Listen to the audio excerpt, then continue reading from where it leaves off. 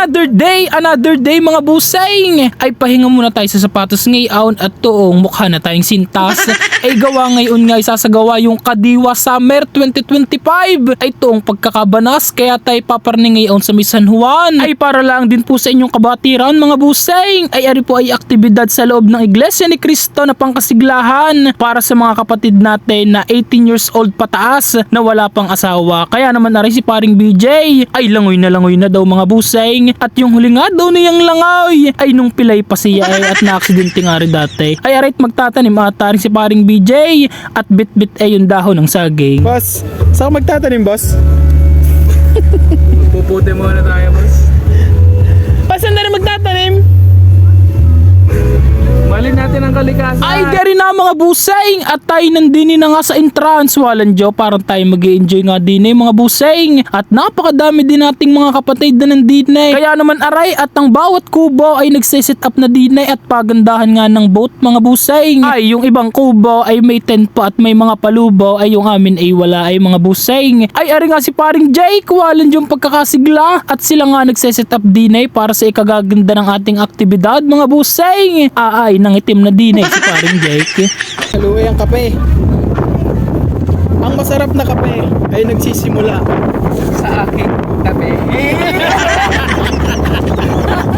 Aba at nahugot din si paring BJ mga busing. Ay sa pagkakataong aray napakadami na rin ng ating mga kapatid mga busing. Kaya naman talagang napakasaya ay naglunsad din ang pamamahala ng ganitong aktibidad mga busing para sa ikatitibay ng samahan ng bawat kapatid sa loob ng Iglesia ni Cristo. Kaya naman kung ikaw ay kadiwa ay dapat ikaw ay nandine. Ay talaga namang napakasarap ng inihanda ng ibang lokal mga busing. Ay may mga pagarni pa nga at toong pagkakaganda. Ay saan makakakuha tayo niyan mga busing para naman tayo ay may maawi sa bahay.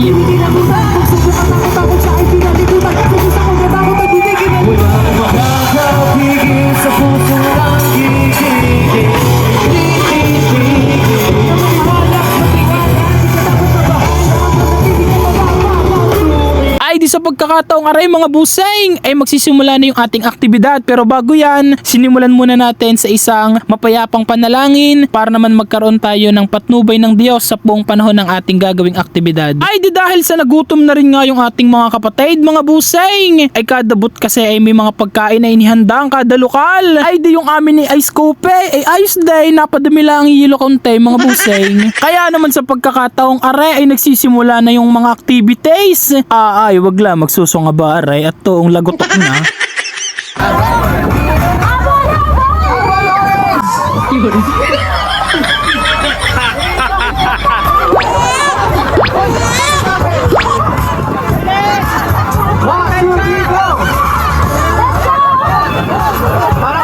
Ay sa tagbong are ay are ang pinakagusto ng mga kadiwa ang meet and greet mga busing. Bale yan ay pinagsasamang dalawang kapatid sa loob ng Iglesia ni Cristo na pawang nasa may tamang edad na mga busing at pawang may mga hanap buhay na din para naman magkaroon din sila ng banding at pagkakilala sa isa't isa. Ay toong kiligi ang mga person. Aba ito ang mabulaklak din ang mga sinasabi ng ating kabinataang mga kadiwa din ay yung isa ay pinagagawan pa mga busing. Ay ari naman po ay pawang kasiyahan laang ay nasa kanila na rin ang desisyon mga busing kung gusto nilang makilala ang isa't isa. Ay talagang napakasaya po sa ganitong aktibidad at marami ding tayong kapatid na atin pang makikilala. Kaya naman sa susunod na mga activities mga busing ay sani makasama namin kayo din sa kadiwa. Para naman hindi lang si paring BJ ang aking kasama ay toong ako'y naumay na sa kanyang pagmumuka. Ay dere na ang pinakainihintay ni paring BJ ang boodle fight mga busing ay toong pagkakahaba din ng lamisang aray ay napakasarap din ng aming pagkain mga busing. Kaya naman salamat sa lahat ng kadiwa na nakipagkaisa sa ating Summer 2025. Ay siya paano po mga busing? Hanggang sa susunod na lang ulit. Thank you for watching and ingat po kayong palagi.